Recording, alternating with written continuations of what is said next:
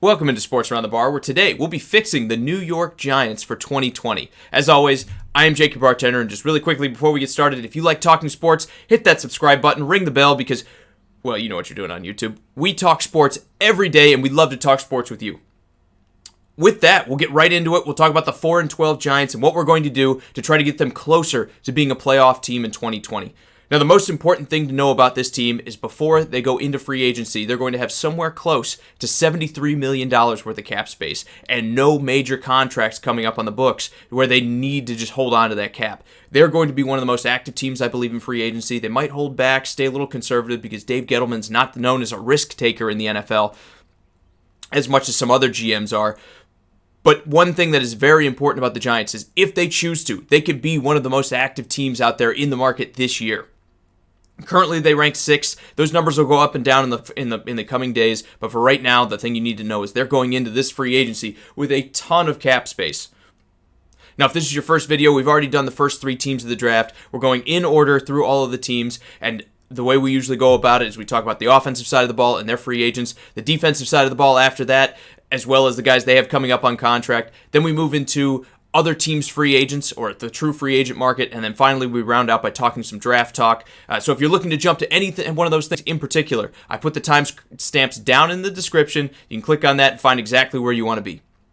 Without further ado, we'll start with the quarterback position because this is a group that actually entirely under contract. We have Daniel Jones coming off of a rookie campaign that had its ups and had its downs, but he showed us the flash that you want to see out of a rookie. I think the only negative, or the biggest negative I can give him, is there were a lot of turnover-worthy plays. There were just games where he was turning the ball over too much. He needs to do a better job of protecting it going forward, but we saw the big-time throws. We saw him be efficient with the football at times. We've seen everything you want to see out of a rookie in his first year in the NFL, and Dave Gettleman's almost been vindicated. If you remember, all last season, right after the draft, they were catching all kinds of flack from Dave Gettleman picking him with the 6th overall pick. Now, after watching him play, it's kind of shut up a lot of the doubters. Even I was, hesitant to admit that it was a good pick. I didn't like it at the time. Now I got to say, Gettleman saw something in this kid coming out of Duke that I definitely didn't. Behind him, we have Alex Tandy, who is now returning. The Giants have announced that he'll be coming back in 2020. I think they put him on another 1-year deal, but they've secured their backup quarterback position and don't have to worry about that going forward. Tandy's also kind of a developmental guy that's bounced around. He was on the Titans for a little while. He was on a couple other teams as well. To have a developmental guy as your backup quarterback for a team that's not really ready to compete for the Super Bowl, I think is perfectly fine. We're not going to address that position at all going into next year. After that, we have running back, where again, everyone knows Saquon Barkley's on this team. Despite some injuries this year, had some ups, had some downs, wasn't the same kind of season he had in his first year in the NFL, but we're still going forward. There's no question mark. Saquon is our starter, right? Nobody's saying we need another running back. Instead, what I'm saying is we need to shift a little bit of the focus off of Saquon, get some of the touches out of his hands, and try to keep him fresher. What should happen this year is we should take a cue from teams like the Rams that have kind of run guys like Todd Gurley into the dirt by giving him too many touches in a single season and start to limit Saquon Barkley's touches a little bit. That doesn't mean we don't expect him to still be the bell cow for the offense. It doesn't mean we don't want him on the field. But what it does mean is we need to focus on having a quality backup or several quality backups that can come in and spell him once in a while, because we don't want to run into a situation where he comes up at the end of this rookie contract and that 2nd overall pick we spend on him is basically useless because we've just worn him down so much. What we're going to do, we have a couple guys luckily behind him already that aren't too bad. Guys like Elijah Penny, guys like Wayne Gallman, they're both fine as backups. Neither one is exactly spectacular, but they've been okay. I think for backup running backs, they are what they are. It's something we should keep an eye on in the draft. If we find the right guy, maybe like a Zach Moss that falls in the draft, we might consider taking him with a 3rd or a 4th round pick, just so we have another guy to lean on when Saquon Barkley might get injured or when he just needs to come off the field, so that he's not going to be just used up by year 4 or 5. We also have Javorius Allen, who's coming up on contract, which, even though we didn't really use him a whole lot in 2019, we are going to offer the 28-year-old a cheap 2-year, $2 million contract to keep him around. He can be a quality scat back. We've seen him do plenty of work out there in Baltimore in that kind of reserve capacity. He can be the spark that, should you need to take Saquon out of the game, whether it's load management or whether we have some injuries, that he can come in and maybe make an impact if we get this offensive line up to snuff. So we're going to look to bring him back, have him as our fourth running back on the roster. He's just a depth guy at this point, but depth is important, especially at running back. This could be the year where we have a couple injuries and we can't let the rest of the team fall apart because we don't have a guy who can carry the ball effectively. Next, we're going to talk about wide receiver, which is a group of guys that we've got great production out of, that Daniel Jones has really done a great job of gelling with. So we're not going to make too many changes to it, but we do have some interesting options because with pick 4 in the draft, we have guys like Jerry Jeudy out there, we have CeeDee Lamb, all of whom are very likely to be available. We could start the run on wide receiver with that pick if we choose to. Now, do I think Dave Gettleman will do that? No, of course I don't. Obviously, the rumors are all out there that he's taking an offensive lineman, but we'll talk about that a little bit more when we get to the draft section, a little bit more when we get to the offensive line section. Right now, we need to address wide receiver. We have Golden Tate, we have Sterling Shepard, we have Darius Slayton, who turned it on for the back half of last year. We have 3 guys that are quality wide receivers that are all coming back in 2020. The first question we get to is when Cody Latimer on the depth chart kind of pops up. He's been very good for us too. He's been above average, especially for a depth wide receiver. I don't think letting go of weapons at this point is what the Giants need to do. So instead, we're going to offer the 27-year-old a 3-year, $5 million contract. We'll guarantee 2.5 of that just to be our depth, our 4th wide receiver, because whether it's injury, whether you're just going to run, multiple wide receiver sets, even though I know it's not the Giants' style at this point, it's just good to have depth in 2020. You need to have multiple guys that can come out and do multiple things. Cody Latimer has been an asset in our offense, and with this much cap space, no reason to let him walk whatsoever, even if we were to draft somebody like Jeudy. You're going to carry 5 or 6 of these wide receivers on the active roster every week anyway. There's no reason he should not be one of those guys after what he's done for us so far. The other guy we have coming up is Cody Core. We have Damari Scott as well. Core can walk if we need him to. You could offer him a cheap contract as well. Really on the fence. He's a depth guy that has not exactly impressed per se. I mean, he had 3 receptions this year. We're definitely able to move on from that 3 reception performance, but we don't have to. If you see the spark in him, you can keep him around. Again, I don't think he's a guy that must stick around, but you're probably going to bring him back to close to league minimum. I see no problem with doing that if you choose to. Beyond that, we're letting Corey Coleman walk, but Corey Coleman's just been one of those guys that has never really put it together. We could re-sign him, try to put him back in the practice squad if he still has availability, but I don't think he does. I think he's getting close to running out of it. He's one of those guys that just never really panned out despite that first-round pick on him. No reason for us to hang on to that mistake unless, again, you have the roster spot, you have the money. You could do it as just a pure speculation. Maybe this is the year for him, but I just don't think so. We're going to let him walk in free agency, and we're going to move on to tight end. Now, at tight end, we have Evan Ingram, and then after that, not a whole lot of talent. I think one of our biggest needs this offseason, believe it or not, is to be getting a run-blocking tight end that we're going to be able to put on that right side of the offensive line. And I'll talk about that in a little bit. But I think bringing in a backup tight end, one who can catch would be nice, but more than that, we have Evan Ingram that's going to be leading the way. He's going to be our number 1 target at tight end. I think it's more important to get a big, physical, blocking tight end that we're going to put on the right side of this offensive line to give Saquon Barkley one side that he can go towards with efficiency. The Giants' problem last year is even though they had Kevin Zeitler on that right side, Mike Remmers did not live up to expectations. They weren't as strong on the strong side of the offensive line. We're going to spend considerable resources this offseason trying to fix that right side of the offensive line and try to give Saquon an area where he knows that offensive line is going to win on most plays. Next, going into the offensive line, we have Nate Solder at left tackle, a guy that is, again, widely rumored to be a potential cut even in the next couple days. I don't think it's going to happen. Right now, to cut him, it would cost the New York Giants $13 million in dead cap. I think instead of doing that, they'll wait till next year where that number becomes somewhere around 6.5. Again, has not lived up to that massive contract he got a couple of years ago, leaving the Patriots, but you're still married to him to the point where you could get rid of him. You could save a few dollars, but at this point, it's still pretty expensive to let him go. I think you're better off not creating this much turnover on the offensive line all in 1 year. The reason I say that is Mike Remmers is up on contract at your right tackle position. We're going to let him go. You also have John Halapeo, who tore his Achilles in the last game of the season for the Giants and is likely to miss the entire year at center. At that point, you're changing out 3 offensive linemen. Your chemistry is going to be all out of whack. I don't like that. So instead, what we're going to do is keep Nate Solder around for 1 more year. We're even going to leave him at left tackle. And instead, we're going to address some of these other spots and try to, hopefully we get better performance out of him. But if we don't, going into 2021, that will be one of our major kind of issues to address. And we have Will Hernandez at left guard. He's not going anywhere. We have John Halapeo that, again, we have to do something about it because he's very likely to miss the entire season. We don't have necessarily anyone behind him at center that we believe in. So, again, that's going to be something we're looking at in free agency. But more than likely, that will need to be a draft position of some importance to the Giants in 2020. At right guard, we have Kevin Zeitler, who's been absolutely great. We traded for him recently from the Browns. He's been fantastic. He's been our best offensive lineman by far in 2019. We're going to rely on him heavily at this right guard position, and we're going to try to fix that spot next to him at right tackle. So again, at least we have one side of the ball we can efficiently and effectively run towards for the majority of plays. We need to address that right tackle position first and foremost. And again, that's why all the rumors are out there. That's why every mock draft you go and look at has the Giants taking a tackle early on with that pick 4. Instead, I think we're going to go a different direction. We're going to take Nick Gates, our backup tackle who we drafted in 2018, and has played absolutely fantastic, and we're going to give him a run at right tackle. We're going to move him over there, a guy who's used to working with them, who in 300 snaps last year has been absolutely great. We're going to give him a full-time capacity and see if that translates to a full season's worth of work. If we can get that, and we're saving that draft pick, we open up so many more options for the directions the Giants could go in the draft. At that point, you're not handcuffed to going out and drafting one of these offensive linemen.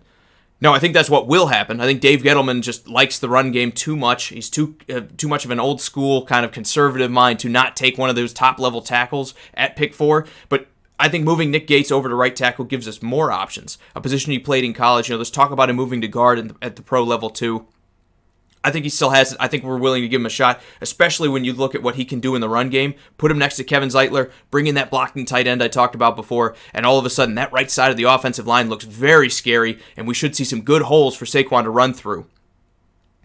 That's also going to be great for protecting Daniel Jones' front side. Again, we'd like to have a left tackle. I don't know that I'm going to trust Nick Gates to play left tackle and move Solder over to the right, and I don't want that to happen. Solder is not necessarily known for just dominating guys in the ground game. We want to have that right side just totally dominant, so Saquon has a direction he can go more often than not.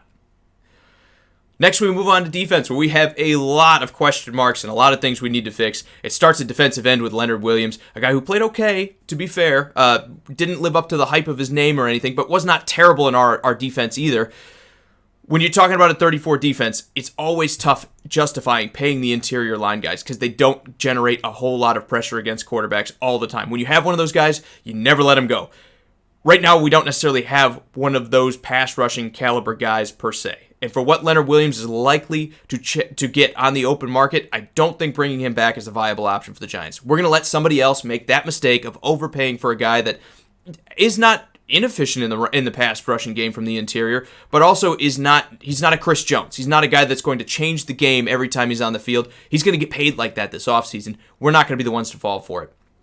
Besides, behind him, we have Dexter Lawrence, B.J. Hill, and Dalvin Tomlinson. All three of those guys were absolutely great in run defense this year. Again, maybe not quite as dominant and maybe not quite as influential in the passing game as we'd like to see, but they were all very, very solid run defenders, and when you run a 34, that's what you ask for first. I think instead, we're going to let Leonard Williams walk, and we're going to go with those three guys as our starters for 2020. Next, let's talk about outside linebacker. The Giants have already cut Kareem Martin. I think that's the right move. He did not have a good year at all. Definitely okay to cut bait with him and move on to someone else. They also have Marcus Golden, who's up on contract. We'll talk about him in just a second. But they have, coming back into next year, two young edge rushers that have done pretty well so far in Lorenzo Carter and O'Shane Ximines. I like them coming in as defensive players, but it's not necessarily a couple of guys that I say, oh, the position's fine. We don't need to address this at all. We need to buff up this position as well, and I think that's why all those rumors about the Giants being interested in Jadeveon Clowney, they're absolutely true, and they absolutely should be. I like the young players coming back. I want to see them play significant snaps, but we don't need to go into 2020 with those guys as your starting linebackers. So, we're going to talk about Marcus Golden just really quick. He's a guy that generated 10 sacks last year, and if that's all you look at, you're going to say, wow, hey, that's a pretty good year, right? A guy that hasn't been a consistent starter in the NFL comes in, we give him the chance, and he generates 10 sacks. That is true, but he also did not necessarily get a lot of those sacks based on pure performance. A lot of them were kind of circumstantial. You can't really expect that to stick around and be the norm every year. We are still going to offer him a contract. I know where it's very tempting and very dangerous offering a guy that has one prove-it year kind of deal going into free agency. But our hands are basically tied. We want him coming back, and then we're going to go sign a massive edge rusher out in free agency, and hopefully that'll help our defensive front. Hopefully our pass rush becomes much more effective, and that'll help out the back end of this defense immensely, which needs a bunch of work as well. So, we are going to offer Marcus Golden a 3-year, $21 million deal, with 13 of that being guaranteed. He's going to get close to 7 to return and play for us. We're going to front load those guarantees, so if he doesn't work out, doesn't pan out the way we want him to, we're going to be able to release him not too far in the future, especially when we've got, around the time we've got Daniel Jones and Saquon Barkley coming up towards the end of their contracts.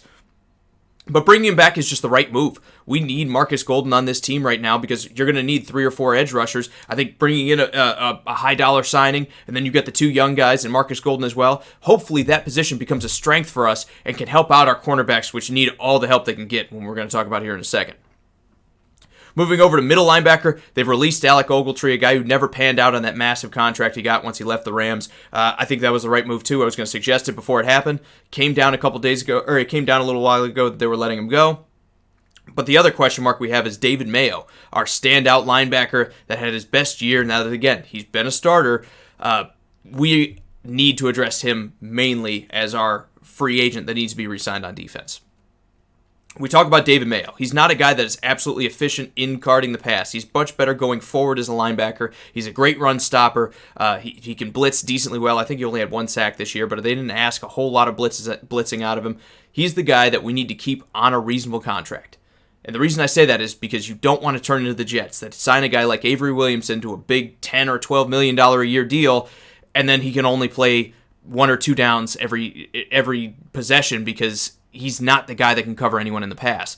We're going to offer David Mayo, a 26-year-old linebacker, a 5-year, $30 million contract, close to $6 a year, but we're also only going to guarantee 16 of that. We want it to be more of a prove-it deal because, again, he's been a guy that has had 1 great year, and before that hasn't really had a whole lot of time on the field. We want to see more of it before we're willing to just offer all those guarantees up. I think if we get him around that $6 million number, that's fantastic. It's great to have a run-stopping linebacker that he pairs really well with those defensive linemen that we talked about before. They're very good at stuffing the run. Bringing him back and not having just massive turnover at the middle linebacker position for us too will be a good thing for the Giants' defense going forward. But we need to bring in another linebacker to replace Ogletree, and specifically, we need somebody who can cover people over the middle of the field. We don't really have a depth guy that I believe is just amazing at that. We have Ryan Connolly. He's a solid linebacker behind, but we don't necessarily want him to be a starter going into next year. So we're going to need to address middle linebacker for sure. As we talk about corners, the biggest thing I can say is DeAndre Baker has not lived up to the hype of his first-round draft pick. This was a guy that, again, was talked about as very pro-ready. He should be able to come in, slot right in, and have some effectiveness. We didn't really see that. Got torched only a bunch last year, only had 1 interception. Just not what we need to see. Some of that could be on the pass rush, and hopefully that improves as we go forward. But we need to look at cornerback as well going forward. We're going to have to address this because next to him you have Corey Ballantyne, who, again, absolutely atrocious. This might be one of the worst secondaries in football, at least from the corner perspective. There's not really a guy on this list outside of Antonio Hamilton that I can look at and say we really want him back next year. We don't hate him being on the field. So what we need to do, of course, Antonio Hamilton's the only one who's coming up on contract. We need to offer Antonio Hamilton a 1-year, $1 million deal just to come back, kind of like a prove-it deal. Finally, we talk about safety, starting with free safety. We have Antoine Bethea coming back. He's played very well for us, even at his advanced age. He's still under contract. We're very, very comfortable with where we're at with him, as well as Julian Love playing well behind him. Free safety is one of our better positions, especially in a secondary that struggled so much at corner. It's nice to have safeties that we don't have to address. We don't have to just push the plunger down and blow up that whole position group of secondary. Instead, what we can do is rely on Bethea and Julian Love. We still have Jabril Peppers under contract since we traded for him from Cleveland.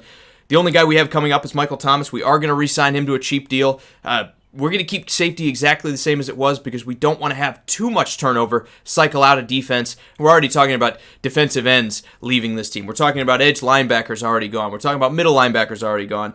We don't want to have too much turnover. Instead, what we're going to do is keep the safety position relatively the same by bringing back Michael Thomas for as cheap as humanly possible.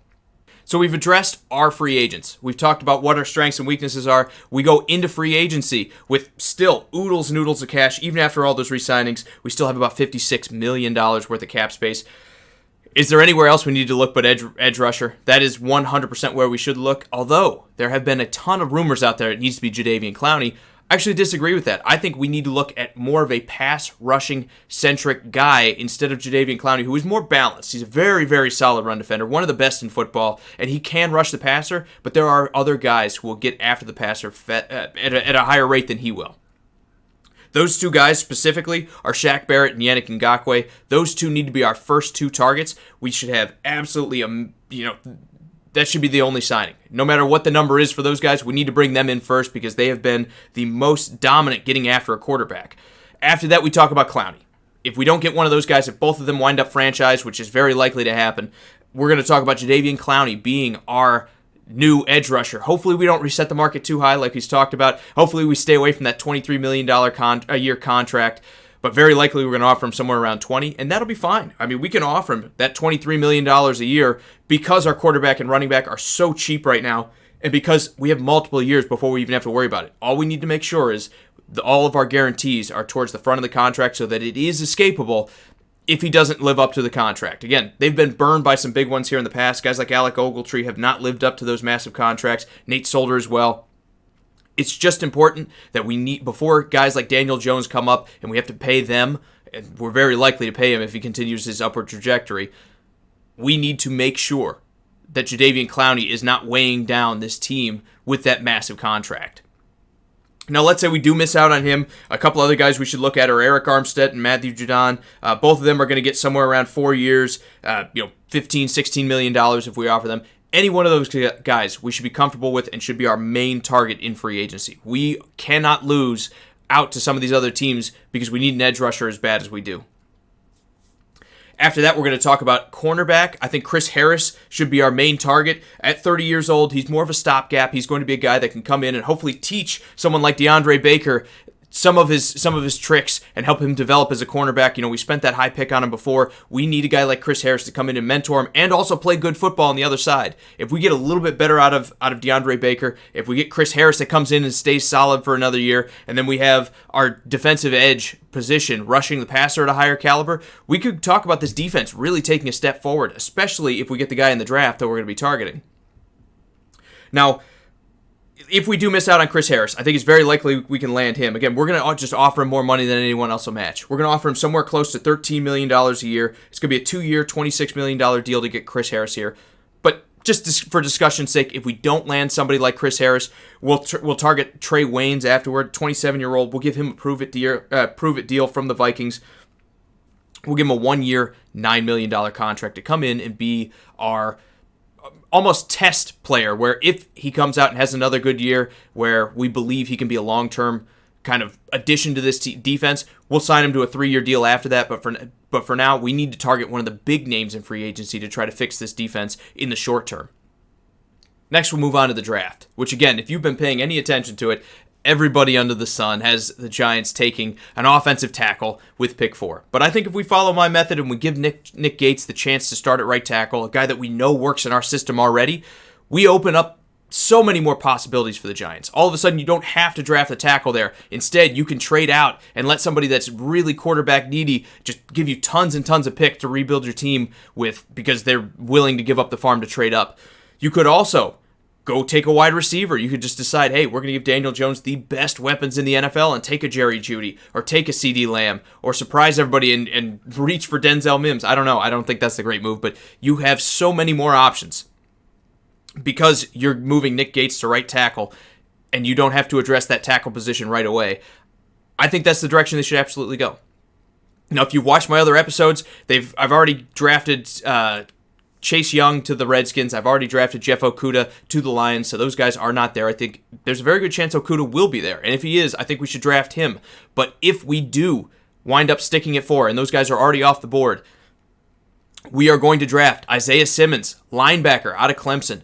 There's no doubt in my mind he's the best coverage guy in college football. They use this guy to cover the slot. He's basically a safety that hits like a linebacker. He is going to be one of the most dominant pass coverage linebackers, I believe, in football going forward. We need him on this team. That's what we've been missing for years. It was a guy that we were hoping to get in Ogletree, but he definitely did not live up to that hype. We need someone like that to pair next to David Mayo and shore up the middle of our defense for years to come. Isaiah Simmons is just absolutely elite. He's going to support the run. He's going to just be the guy you put on anyone's tight end. When you have Travis Kelce come to town, you put Isaiah Simmons over the top of him. When it's George Kittle, you put Isaiah Simmons on him. And hopefully, I'm not saying he'll just dominate from that position, but if you get a solid coverage linebacker out of that group, that can help shore up the middle of the field for this Giants defense, and that'll be massive for them going forward. Now, like I always do, we'll pick a guy in the second round, and then beyond that, we'll talk about positions just because there's so many moving parts to the draft. There's no way to actually know who will be there in the third, fourth round beyond. What we need to do in the second round is draft Tyler Baidez, center out of Wisconsin, to replace John Halapeo. There's not a whole lot of centers that are going to be hitting free agency, and even if there are, I don't necessarily know that we're going to break the bank to sign them when we have so many other needs. What we need to do is draft a guy in the second round that can come in and try to be a starter. Now, he is more of a pass-blocking center. I like him coming out of Wisconsin. He's a guy that we're going to rely on coming in and hopefully giving us decent results on this offensive line. Regardless of that, we need to just address the position, especially if Halapeo can't play all year long. We need to have a guy that comes in because Spencer Pulley just hasn't been getting the job done for the Giants. We're going to go center with our second pick. Now, after the second round, we don't have a third round pick, so we'll move straight into the fourth, where we should draft a slot wide receiver if there's still one available on the board. This is one of the deepest drafts at the wide receiver position we've ever seen, so hopefully one of these guys is still sticking around where we can take them that late, and because we're picking at the top of the round, he's still available for us to get. This might be a Juwan Jennings. It could be someone along those lines where he has potential but didn't necessarily have a great combine. That could be this guy, that could be the guy we draft to put in the slot and just try to give Daniel Jones more weapons to work with. After that, in the fifth round, we're going to take offensive line depth because we're upgrading with Nick Gates. We're moving him to a starting spot. We're going to need to address that as well. Beyond that, we're going to talk interior defensive line with Leonard Williams on his way out. Again, draft a depth guy, try to develop him, see what happens over the coming years. We do have 2 seventh-round picks. This is where we're going to find that blocking tight end I talked about. Again, we don't need a world beater. We don't need one of the best tight ends. We don't need to draft a TJ Hawkinson with the 8th overall pick. This can be a late round guy that just comes in and he's the guy that blocks. He's basically an extra offensive lineman that's coming in that maybe has a little bit better hands and maybe runs a little bit better routes than that. For the most part, bringing in a blocking tight end should not be a high-level draft pick. We could draft him pretty much anywhere 5 through 7 and should be able to get a guy that can make at least a little bit of an impact. After that, in 7, we have with our second one that we got from Denver, we're going to take a cornerback. Just purely speculative pick. If we can find one at this level, or at this late in the draft that actually has any sort of upward potential, we'll just take him. Our corners have been statistically some of the worst in football. We need to address that position specifically, and we need to do it immediately. Chris Harris won't be around forever, so taking the speculative pick now might save us from having to take one of those picks in the future, even though I think we'll need to upgrade going forward into 2021. This kind of pick can eventually develop into a starting caliber guy. I don't think it's wrong to swing the back at cornerback there either. Hey guys, thanks for sticking with me this long. That's my breakdown of what the Giants should do in 2020. This is not a team that's going to go from 4-12 to 12-4 in my opinion overnight. I think there's still going to be some growing pains with Daniel Jones at quarterback. It's still going to take another year or two before he's ready to get him there. But you never know. The NFC East was very weak this year. I think the Cowboys will be better. I think the Eagles will be better. But this certainly could be one of those positions where maybe we get into December next year and this team's got 7 wins and we're still talking about them in the playoff hunt. I think most important for the Giants is they need to just get back on the road to improvement. They need to turn this 4-12 season into an 8-8. We need to see some development from Daniel Jones as well, him getting used to working with a new offensive line. This is a growth year for them. This is a year where they won't be one of the best teams in football, in my opinion, but they might very well be in the playoff conversation come the end of the year. I think that should be the goal. If you fall short of that again, if you win 5 or 6 games, then maybe we need to start asking some questions about Dave Gettleman. But for now, I think we need to just ride it out with him. We need to give Daniel Jones another year or two to develop and see what happens before we address anything else.